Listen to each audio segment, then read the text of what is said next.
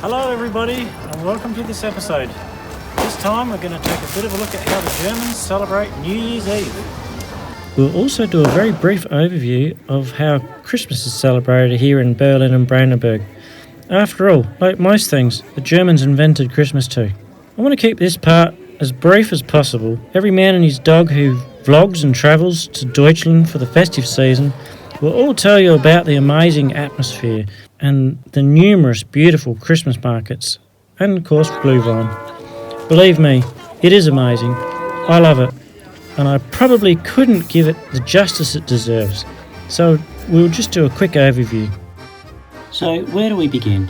Obviously I'm not German, so forgive my ignorance, but I consider the festive season to begin the moment you can buy your first glass of hot Glühwein, and that seems to be in mid-November at the Lantern Festival, or Lanternlaufen, or St. Martin's Day.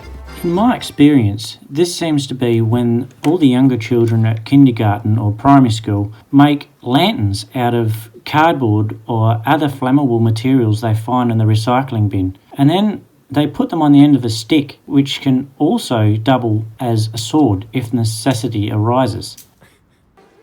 In the evening on the 11th of November, the parents and children gather together, and once darkness has descended, they carry their lanterns through the streets in what one could think was possibly a junior witch hunt.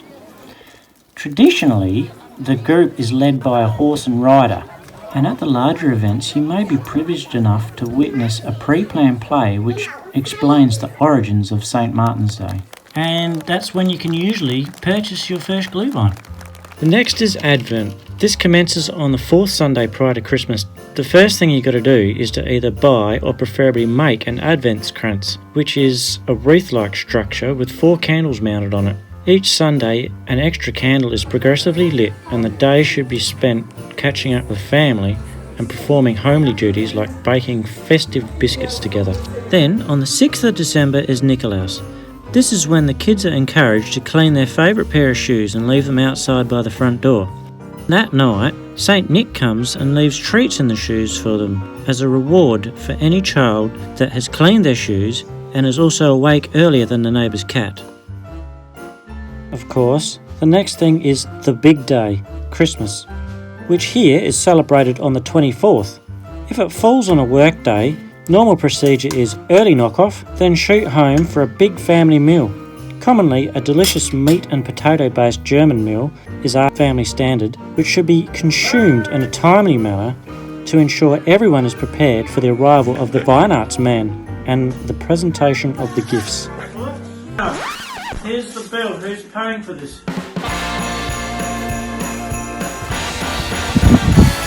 So, note to self. I'm just inside doing a bit of editing at the minute, and it's New Year's Eve. And I don't know if you can hear that in the background. It's just quiet down for a second. The fireworks have already started. The Jerry's are pretty excited about their fireworks, and it's there you go, the first year in 2 years that they've legally been able to buy fireworks again in Germany without crossing over into Poland, so they've got a light trigger finger tonight. Sarah's inside cooking a bit of Kassler, which is very tasty. It's a family tradition here to have Kassler on New Year's Eve along with a Berliner bun. So yeah, all the best to the new year anyway, guys. Cheers. Once the Kassler was out of the oven, we headed over to Sarah's eldest brother's house to spend the evening with his family and some of the neighbours. The neighbours thought to spice up the evening a little, they'd organise a Schrottgeschenke raffle, which is basically when you wrap up something that you don't want or need anymore from your house, take it over to a friend's place, and somebody chooses your surprise present. Just hope nobody's got any allergies. Before I get too far ahead of myself, let me just set the scene here. I've been living here for now, must be going on about 3 years I reckon. And in those years I've noticed a few things from an outside observer's point of view.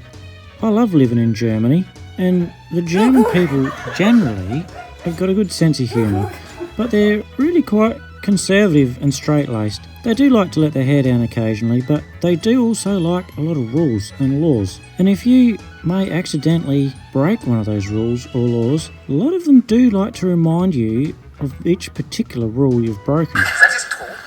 Come here. A lot of these rules are unspoken rules. For example, you've got to sit down to pee, don't wear your shoes inside, ride your bike when you can, leave the car at home, definitely don't leave the car idling if you're stationary, look after the flora and fauna, make sure you sort and recycle the recyclable rubbish, make sure you wipe down the table even in a public picnic area or restaurant, make it clean for the next person, don't make any noise on a Sunday. And this goes on 364 days a year. But then there's one night when the Berliners anyway, as I've noticed, and the Brandenburg people, let their hair down a little. It goes something a bit like this.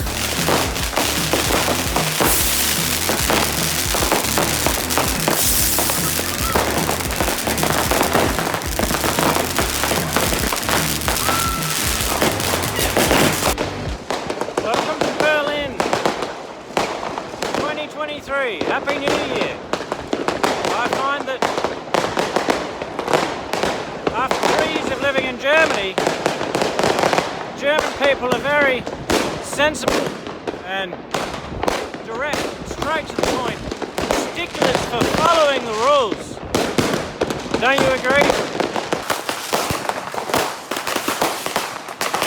The intensity remains high like this for at least 3 or 4 hours, possibly the rest of the night, and then there'll be sporadic shelling for the next 2 to 3 weeks before any dog can get a bit of peace.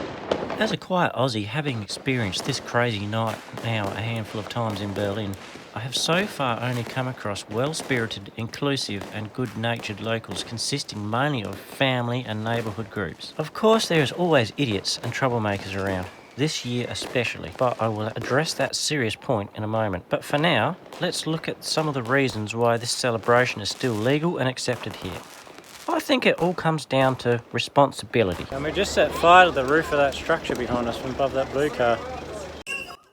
Okay, let's reassess that. Somebody has now gone and organised some fire prevention.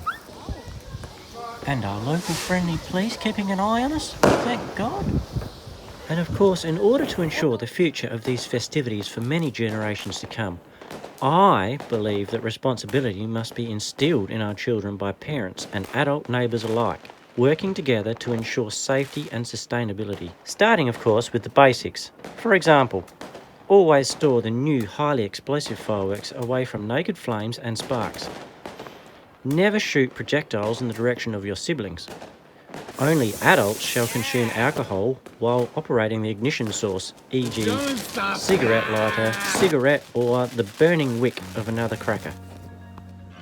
I just ducked into my brother-in-law's house for a bit of peace to escape the chaos for a minute or two and use the bathroom, and it's quite peaceful in here, but just assessing the damage. I've got some sort of artillery fell on my head while I was explaining it to my brother-in-law that I just copped a hit to the head, he copped a hit to the leg. But anyway, I don't know if you can still hear that going on out there. It's probably about 1 o'clock in the morning now, so just open the... Can you hear it?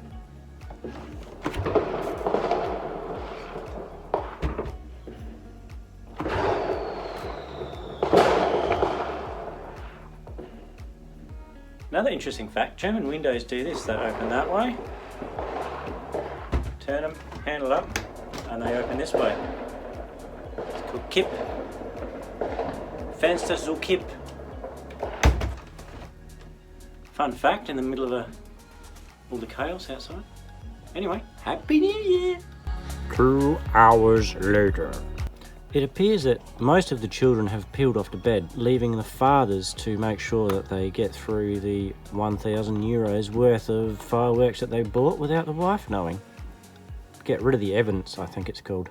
What's it like the next day, I hear you say?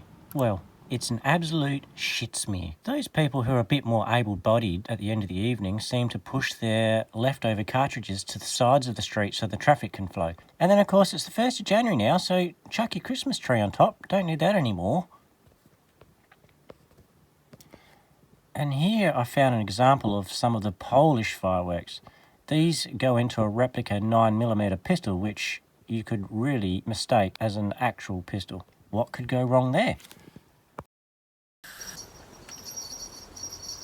Let's wait for the cat to stop ringing its bell.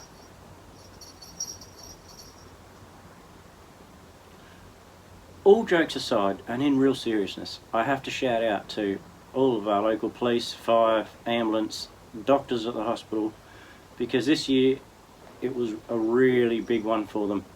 Like I said, there was some really big idiots in town, and it even got to the point where they ambushed a fire truck and started pilfering things out of it, as well as assaulting other first responders. So hopefully these people get sorted out and the stupidity of the more friendly nature can continue for generations to come. So really, thanks guys, all your first responders, for looking after us and keeping us safe. As stupid as we are, you know what they say, make it idiot proof and they build a bigger idiot. And on a more positive note, I really hope that you've enjoyed this sarcastic look at the festive season in Germany through the eyes of an Australian tradesman, and I hope you found some enjoyment from it. Of course, this is all tongue-in-cheek, and if you don't have a sense of humour, maybe this is possibly not the channel for you. So hopefully you all enjoyed it. If you did, if you could give us a thumbs up and hit the subscribe button. And like I said before, when we get enough subscribers, I can buy a Toyota. And that day came. We got 100 subscribers, so to celebrate, we bought a €1,000 Toyota, some glasses, which were inspired by Smokey and the Bandit, of course. And we went to our local Indian for a Bollywood night, which did start out as a family evening, but quick turned into something that I needed my glasses for, and everything else was great too. The food is amazing, the curries are really hot, it's so hot in fact they even knocked some of the staff around. And just another quick note too, something that is very important to mention is that no animals were harmed in the making of this film. Of course plenty of people were, but that probably doesn't matter as much as a cat or a dog. Thanks again for watching everybody, and I'll see you again next time. Thanks guys, cheers.